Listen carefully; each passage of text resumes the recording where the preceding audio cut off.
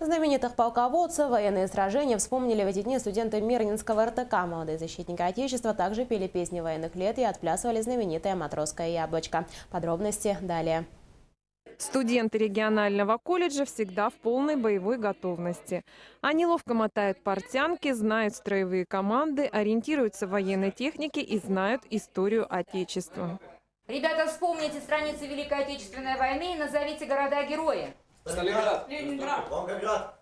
Первокурсник Даниил Петренко признается, танцевать в присядку яблочко очень тяжело, но опыт пригодится. Юноша мечтает служить на флоте.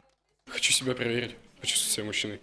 Такие встречи в библиотеке для студентов колледжа стали традиционными. По словам организаторов, так ребята знакомятся с историей родной страны и узнают о книжных новинках. Мы знакомимся с жизнью и творчеством классиков якутской литературы.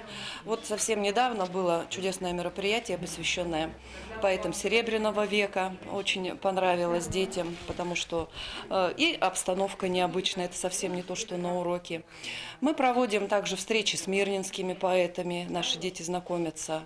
В конце не строгое, но компетентное жюри подвело итоги. Все участники были отмечены призами. Кто за спокойствие, кто за голос, кто за юмор, а кто и за танцы.